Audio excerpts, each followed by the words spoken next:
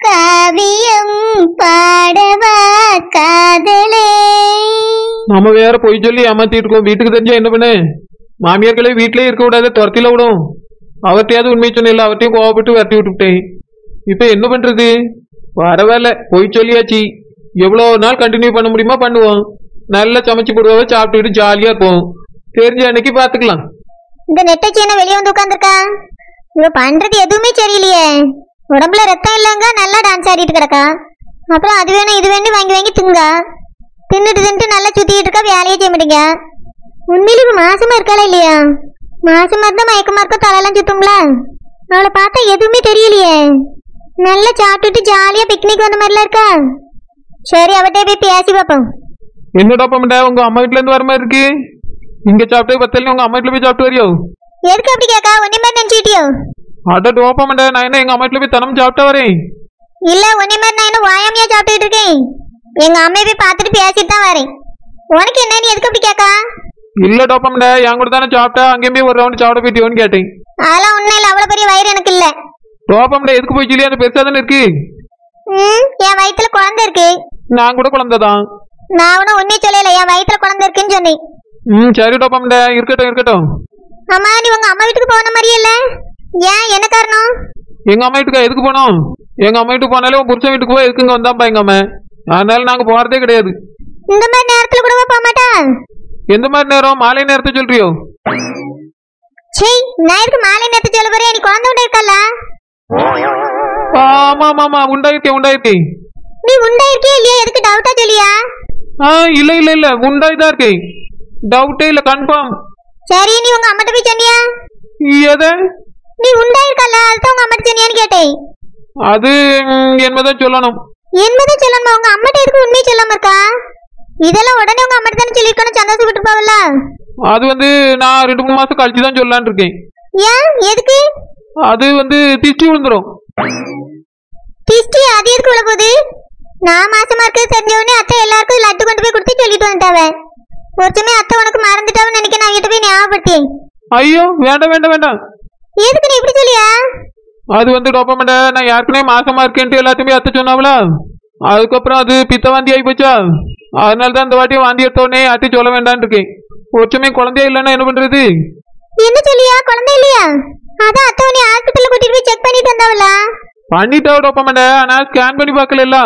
சும்மா கைப்பிடிச்சு பார்த்ததெல்லாம் தெரியாதுல்ல. அதனாலதான் எனக்கு நம்பிக்கையில யார்ட்டையும் சொல்லக்கூடாது.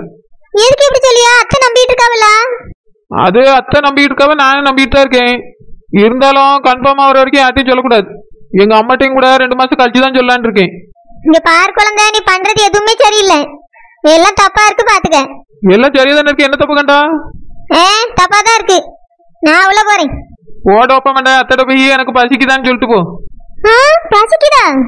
இப்பதானே சாப்பிட்டா, 1 மணி நேரம் கூட ஆகல. ஆவல, ஆனா எனக்கு பசிக்கிட்டே இருக்கு. நான் தான் சொன்னேன்ல, உடம்புல ரத்தம் இல்ல, எனக்கு ஸ்ட்ரென்த் இல்ல. நீ அதனால ஒயாம பசிக்குது, ஒயாம சாப்பிட்டுட்டே இருக்கணும். சரி, அப்ப போய் மறுபடியும் சோத்த தின்னு. அந்த கீரை குழம்புல எல்லாம் திங்க முடியாது. அத்தை குடல் வாங்கிட்டு வந்தா அது குழம்பு வச்சுட்டாவலான்னு போய் பாரு. அந்த குழம்புல தான் நான் சோறு சாப்பிடுவேன். அதுக்குள்ள அவ எப்படி வச்சிருப்பாவ? நம்ம சாப்பிட்டு இருக்கும்போது தானே போய் வாங்கிட்டு வந்தாவே. அத்தையை பத்தி உனக்கு தெரியாது, அவங்க ஸ்பீடா வச்சிருவாவ. வச்சுட்டாவலான்னு பார்த்து சொல்லு, நான் சோறு திங்கணும். சரி. இவ என்ன இந்த தின்னுங்க? இவ பேசுறது செய்யறது ஒன்னும் சரியில்லையே. இவளை கவனிச்சுட்டே இருக்கணும். இந்த டோப்பமண்டைக்கு நம்ம மேல சந்தேகம் வர ஆரம்பிச்சுட்ட. இவகிட்ட என்ன உஷாரா இருக்கணும். நான் இவ ரூம்க்கு வரும்போது டான்ஸ் ஆடிட்டு கிடந்தில்ல, அதான் சந்தேகப்படியான்னு நினைக்கேன். இனி டான்ஸ் ஆடணும்னா கதவை சாத்தி தான் ஆடணும். நம்ம பர்ஃபார்மன்ஸை வேற மாதிரி காட்டணும். இந்த குழந்தை பண்றது ஒண்ணுமே சரியில்லையே. இவளாவது திஷ்டி படம்னு யார்ட்டி சொல்லாம இருக்கதாது. உண்மையிலே குழந்தை உண்டாயிருந்தா ஊரெல்லாம் போய் தண்டோரப்பட்டிருப்பாளே. என்ன நடக்குன்னே புரியலையே. ஏதாவது கேட்டா ஒரு மாதிரி உளறலச்சியா. யாராவது பெத்த தாயிட்ட குழந்தை உண்டாயிருக்குன்னு சொல்லாம இருப்பாவளா? இதுதான் எனக்கு ரொம்ப சந்தேகமா இருக்கு. இவ திங்க தீனி ஒன்னும் சரியில்லை. என்னமோ சோத்துக்கு 10 நாள் பட்டி கிடந்த மாதிரில திங்க. இவ ஏற்கனவே சாப்பாடுனா இப்படிதான் உழுவா. இப்போ ரொம்ப அதிகமால இருக்கு.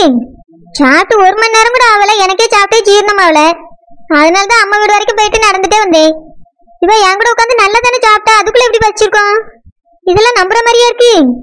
அதுவும் கறி மீன் அது இதுன்னு கேட்கா. நம்மளுக்குலாம் இவளுக்கு மாதிரி பசிக்கவே இல்லையே.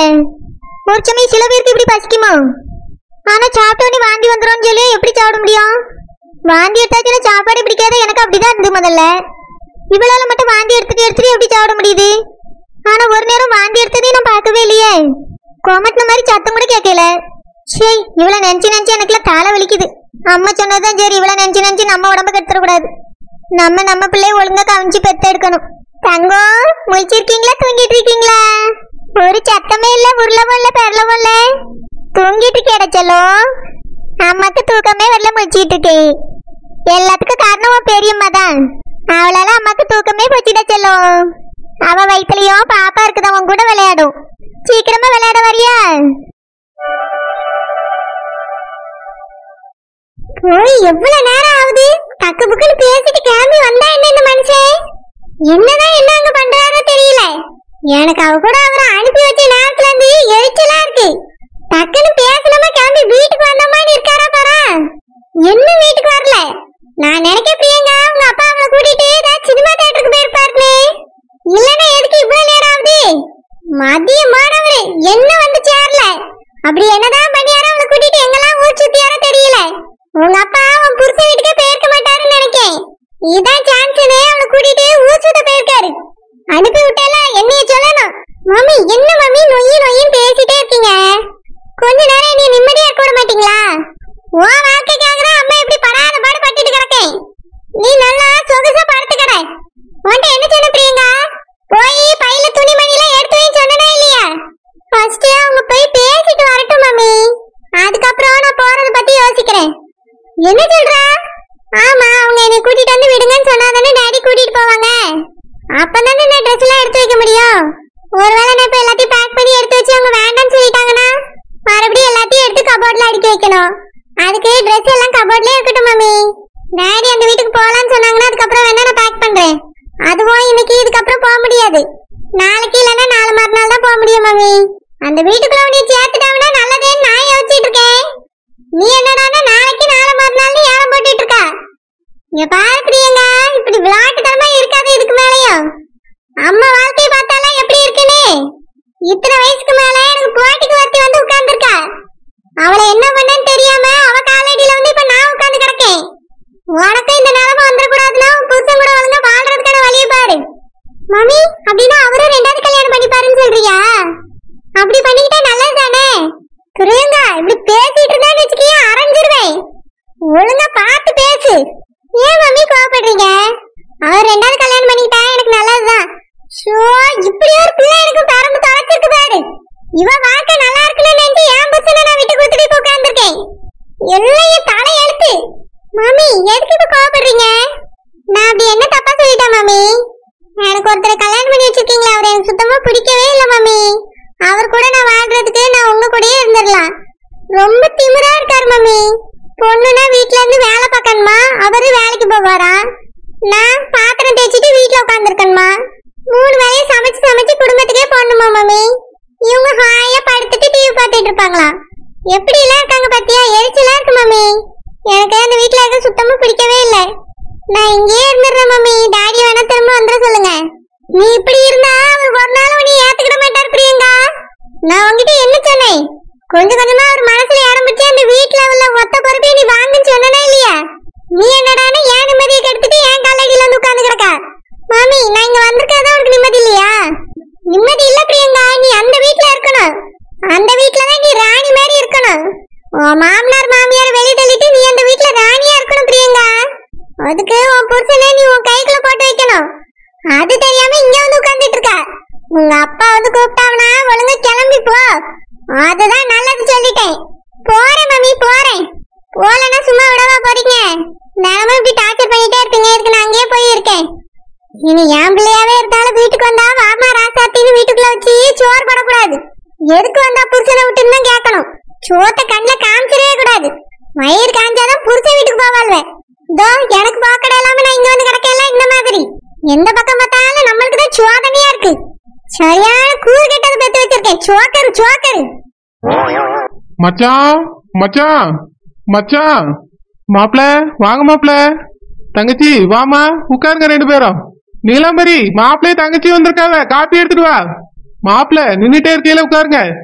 நீலாம்பரி, விருந்து சாப்பாட்டுக்கு ஏற்பாடு பண்ணு. தங்கச்சி மாப்பிள்ளை இன்னைக்கு இங்கதான் சாப்பிடுவாவ. என்ன இருக்கட்டானே? தங்கச்சி அப்படிலாம் சொல்லக்கூடாதுமா. நீ உன் புருஷனோட அண்ணன் வீட்டுக்கு வந்திருக்கா. உங்க 2 பேரும் இப்படி சேர்த்து பார்க்க எனக்கு எவ்வளவு சந்தோஷமா இருக்கு தெரியுமா? வாங்க மாப்பிள்ள, வந்து உட்காருங்க. தங்கச்சி உட்காருமா. தங்கச்சி மைனா இல்லாம வீட்டுல இருக்க முடியலையுமா? அதான் அண்ணன் வீட்டுக்கு போலான்னு மாப்பிள்ளைய கூட்டிட்டு கிளம்பி வந்துட்டியோ? வீட்டுல இருக்க போர் அடிக்குது என்னமா? வேணா ஒரு 4 நாளைக்கு இங்கேயே இருங்களா? வெளியே எங்கேயாவது டூருக்கு போயிட்டு வருவோம். ஐயோ அதெல்லாம் வேண்டானே, வீட்லயே இப்ப எனக்கு வேலை சரியா இருக்கு. 2 பேருக்கு என்னமா வேலை செஞ்சுட்டு கிடக்கா? ஹோட்டல்ல போய் வாங்கி சாப்பிட்டு நல்லா ஜாலியா ஊரை சுத்த வேண்டியதானே? ஏனே அக்காவும் அவிய பிள்ளையும் வீட்டுல தானே இருக்காவ. அக்காவா? யாருமா? மச்சான் ராசாத்திய தான் சொல்றா. ராசாத்தியும் பிரியங்காவும் எங்க கூட தான் இருக்காங்க மச்சான். மாப்பிள்ள என்ன பேசுறிய? என் தங்கச்சிய நீங்களும் வாழ்றதுக்கு தானே இந்த வீடு வாங்கினிய. இப்ப எதுக்கு உங்க முன்னாள் மனைவி அங்க வராங்க?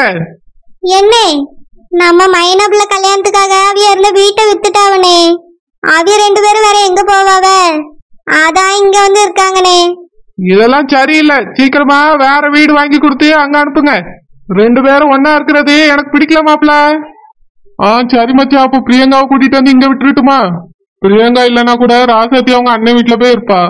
இப்போ பிரியங்கா வச்சுட்டு எங்க போறதுன்னே தெரியலன்னு சொன்னா மச்சான். அதான் பிரியங்காவை கூட்டிட்டு வந்து இங்க விட்டுட்டுமா? பிரியங்காக்கெல்லாம் இந்த வீட்டுல இடம் கிடையாது மாப்பிள்ள. மச்சான்